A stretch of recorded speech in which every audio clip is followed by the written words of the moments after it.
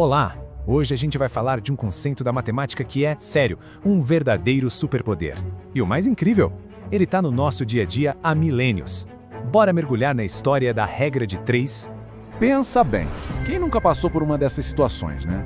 A gente está sempre tentando adaptar uma receita para mais gente, tentando adivinhar quanto tempo vai levar uma viagem ou, claro, calculando aquele descontinho na loja. São problemas super comuns que pedem uma solução para ontem.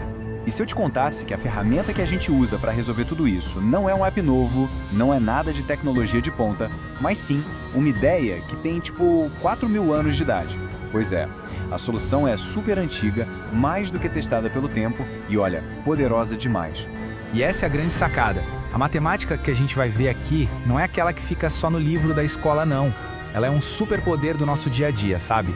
Tá ali, funcionando por trás de tudo na nossa rotina. E muitas vezes a gente nem se dá conta. E essa ferramenta tem um nome que com certeza muita gente vai lembrar dos tempos de colégio, a tal da regra de 3. Simples, elegante e muito, mas muito eficiente. Agora, vamos entender de vez por que ela é tão importante. Basicamente é isso aqui. A regra de 3 é um jeito de achar um valor que está faltando quando a gente já tem outros 3 que se relacionam de forma proporcional. É no fundo a matemática da comparação, de manter as coisas em equilíbrio. E o legal é ver como essa regra é flexível. Existe a proporcionalidade direta, onde tudo anda junto. Se a gente compra mais livros, o custo total aumenta. Simples, né?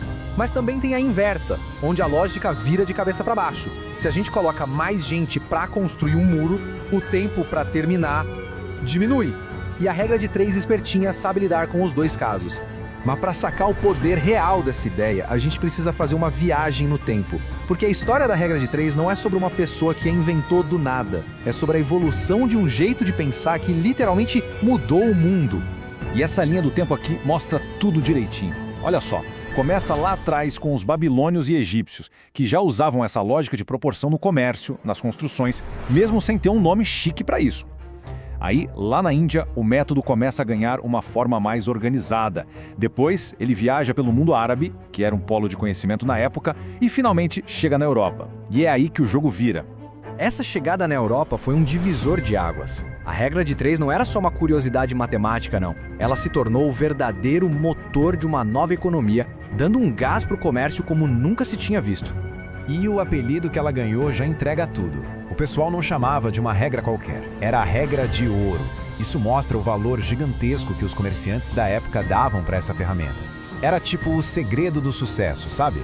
O caminho para a prosperidade. E o motivo fica bem claro, né? Imagina ser um comerciante naquela época. Calcular preços, lucros, câmbio, juros, tudo isso de um jeito rápido e sem errar. Era a diferença entre ganhar dinheiro ou ir à falência. A regra de ouro era a calculadora de bolso deles. E não era pouca gente que dependia dela, não. Comerciantes, navegadores, engenheiros, contadores, todo mundo usava. Essa regrinha simples ajudou a construir impérios comerciais, tornou possíveis as grandes navegações e tirou do papel projetos de engenharia gigantescos.